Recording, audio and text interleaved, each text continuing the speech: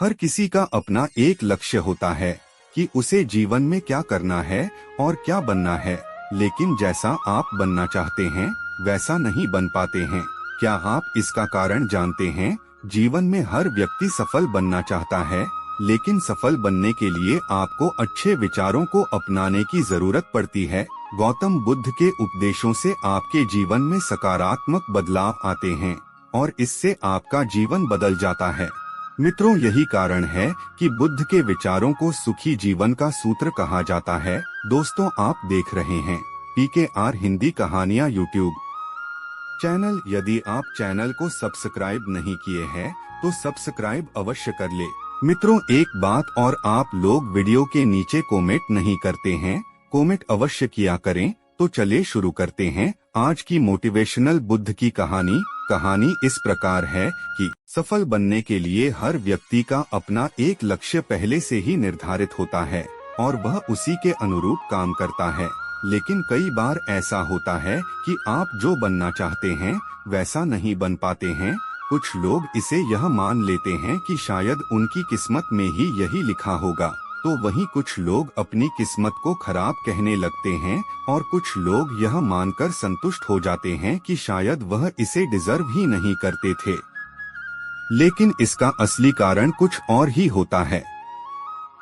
गौतम बुद्ध की इस कहानी से जानते हैं इसका कारण। एक बार गौतम बुद्ध को एक सभा में उपदेश देना था। सभा में करीब 100 लोग से ज्यादा लोग उपस्थित थे और उनका इंतजार कर रहे थे। गौतम बुद्ध आए लेकिन बिना कुछ कहे ही चले गए। बुद्ध का ऐसा व्यवहार देख सभी हैरान रह गए, लेकिन किसी ने उनसे कुछ कहा नहीं। अगले दिन फिर से सभा का आयोजन हुआ, लेकिन आज सभा में उपस्थित लोगों की संख्या घटकर 80 हो गई। आज भी बुद्ध ने ऐसा ही किया। वे सभा में आए लेकिन बिना कुछ बोले चले गए। आज भी लोग हैरान हुए, लेकिन बुद्ध से किसी ने कुछ कहा नहीं। अगले दिन फिर से सभा का आयोजन हुआ और लोगों की संख्या घटकर 50 हो गई। बुद्ध फिर से सभा में आए और बिना कुछ बोले ही चले गए। आज भी बुद्ध से किसी ने कोई प्रश्न नहीं किया। अगले दिन फिर से सभा का आयोजन हुआ और इस बार लोगों की संख्या घटकर केवल 30 थी। आज भी बुद्ध बिना कुछ बोले और मुस्कुराकर चले गए। आप कहानी को सुनते हुए बोर हो गए होंगे और सोच रहे होंगे कि आखिर बुद्ध को कुछ बोलना है, नहीं तो बार बार सभा का आयोजन क्यों कर रहा है। ठीक इसी तरह सभा में मौजूद लोगों को भी गुस्सा आ रहा था, लेकिन इसका जवाब जानने के लिए आपको धैर्य रखना होगा। अगले दिन फिर से सभा का आयोजन हुआ और आज सभा में केवल 15 लोग ही उपस्थित रहे।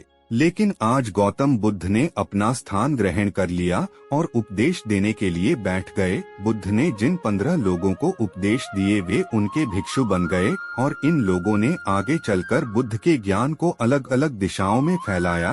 एक बार इन लोगों ने बुद्ध से प्रश्न किया कि सभा का आयोजन होने के बावजूद भी आप क्यों कई दिनों तक बिना बोले ही चले जाते थे। बुद्ध ने उत्तर दिया, मैं उन लोगों को खोज में था जो लायक हों। सभा के पहले दिन 100 से भी ज्यादा लोग थे, लेकिन उनमें से ज्यादातर लोगों को मेरे उपदेश से कुछ मतलब नहीं था। इसके बाद जो लोग अगले दिन आए उन्हें भी मेरे उपदेश से कोई मतलब नहीं था। वो तो केवल इसलिए आए थे क्योंकि वो देखना चाहते थे कि आखिर सभा में होता क्या है। लेकिन मुझे ऐसे लोगों की तलाश थी जो मेरे ज्ञान को जन जन तक पहुँचाए। मैं कई दिनों तक इसलिए बिना बोले चला गया क्योंकि मैं यह देखना चाहता था कि आखिर वो कौन लोग हैं तो सच में मेरे उपदेश को सुनना चाहते हैं और जिन्हें वास्तव में ज्ञान पाने की प्यास थी। ऐसे लोग ही रोज आए। गौतम बुद्ध कहते हैं कि जिनके भीतर धैर्य था उन्हें मुक्ति का मार्ग मिला और जो लोग जल्दबाजी में थे वो आज घर पर बैठे हुए हैं। बुद्ध कहते हैं कि जिन लोगों में धैर्य का गुण होता है वे जीवन में कुछ भी पा सकते हैं, फिर चाहे आपका लक्ष्य कुछ भी हो। बिना धैर्य के कोई भी सफलता के लक्ष्य तक नहीं पहुंच सकता।